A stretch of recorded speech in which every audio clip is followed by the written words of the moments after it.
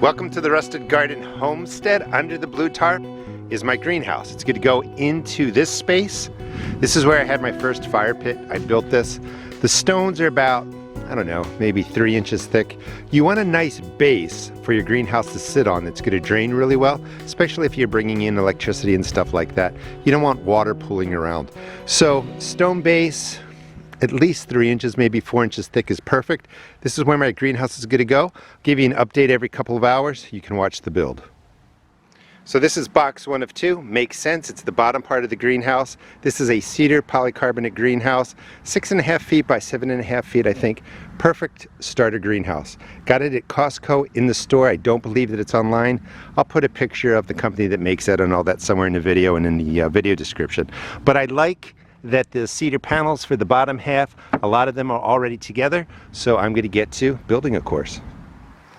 First thing you want to do, take out the different materials that are in there, different pieces, set them up so that they're organized for you, like pieces go in like piles. I already like that the door is pre-made. I don't have to build the door in any way, and it looks like these pieces are going to fit together pretty quickly, which is nice when you have to build something by yourself.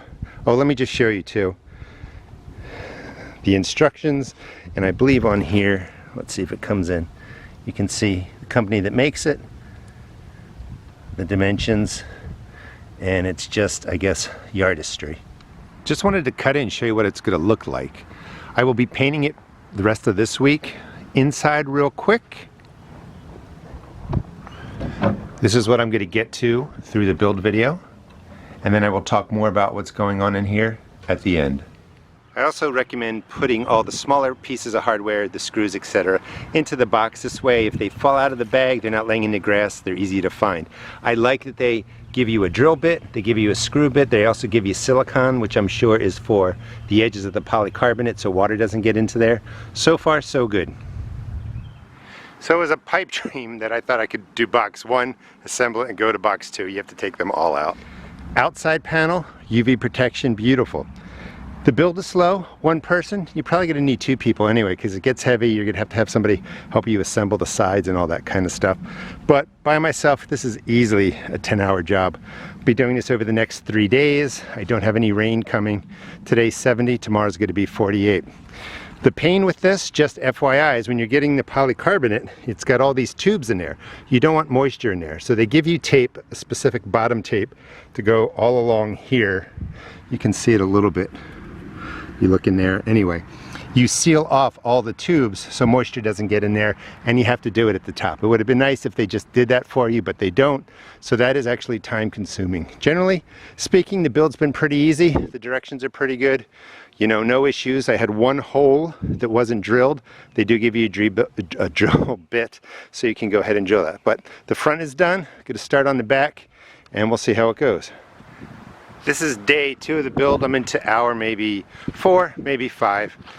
Once you kind of get started, it goes pretty quickly once you start knowing where all the pieces are and everything. Sidewall, back wall, front wall's over there. I'm not putting in the glass right now because I'm actually going to paint this white. Just wanted to show you this sort of, it's not really a hack. I mean, all carpenters know how to do this. This is about all I know. But I'm working by myself. You definitely want another person, maybe 2.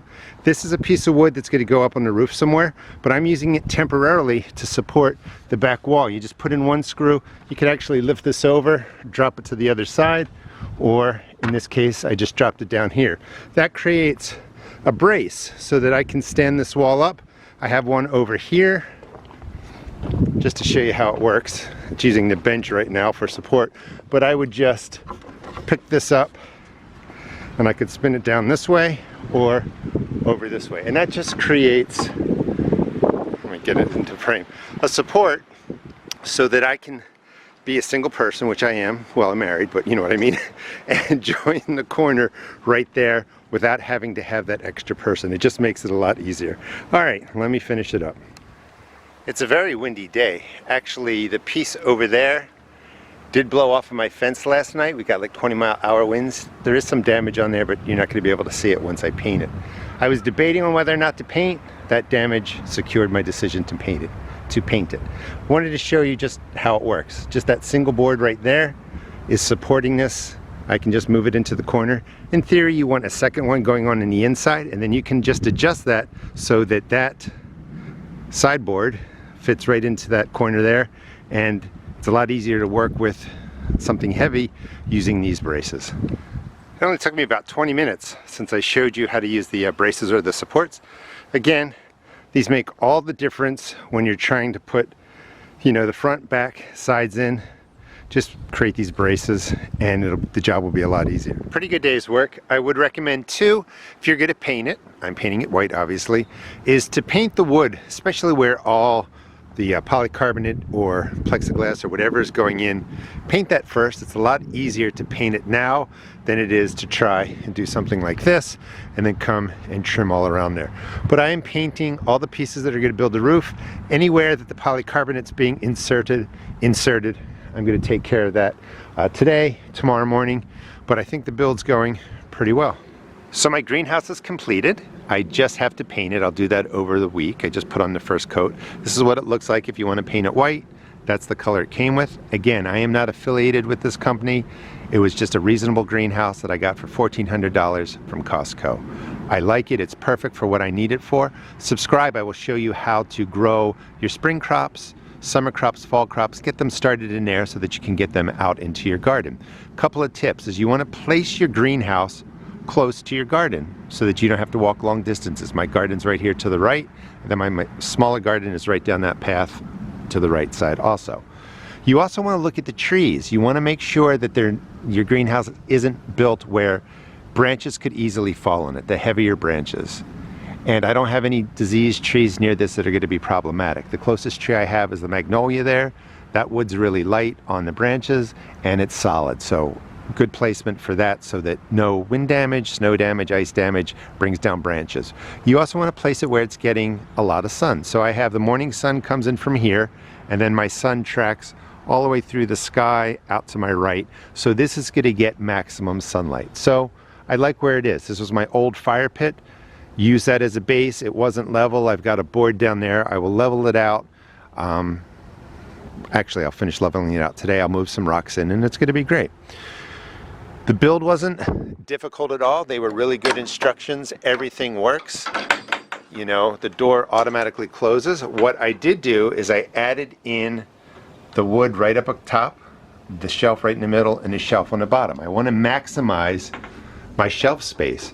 So just basically painted it, brought in some brackets. Comes with the shelves that you see here. I'm leaving them the cedar color, leaving the bottom cedar too. Nice air vent down there. You want to make sure you have airflow. So it all looks pretty good. I mean, I'm excited to get started. These plants have been out here for 3 days now. They're doing well. The other thing I would mention is that the polycarbonate or the plastic panels here have a UV coating on the outside. So the UV rays are blocked to a degree. So I took these from my house. They've been growing inside for 6-8 weeks, depending on what you see.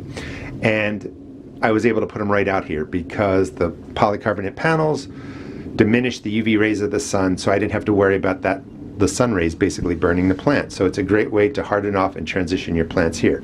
I'll be doing a lot of growing. This is my tiny Tim tomato that was growing inside. I brought it out here. It should be okay. That is actually about 90 days old.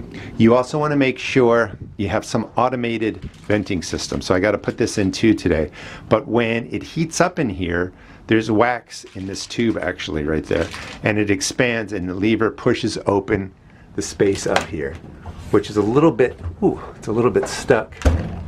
Let's see where it is. All right, it's stuck on a post right here that you can't see, so I will actually shave that down a little bit so this opens and closes a little bit more easily. But you want a vent that's going to open up that you don't have to be, you know, really coming out here. Frost and freeze is always an issue, but also the greenhouse overheating and damaging your plant is an issue.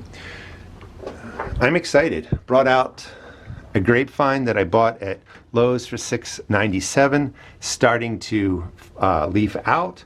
It will stay in here till it kind of matures and gets going. It will also be hardened off to the UV rays of the sun, so when it warms up here, I'll be able to put the grapevine out where I want it to go.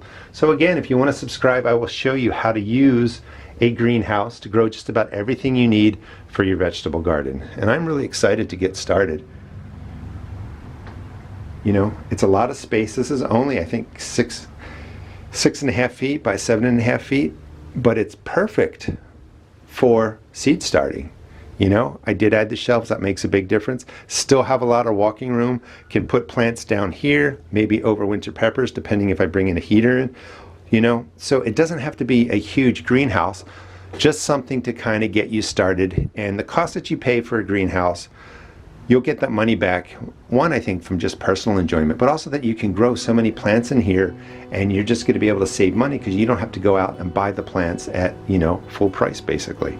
All right, thanks for watching. Please check out my seed shop at therustedgarden.com and please subscribe. I'll show you how to grow everything. We have leeks right there, we have onions right there, and then everything else you saw are my leafy greens. Again, thanks for watching.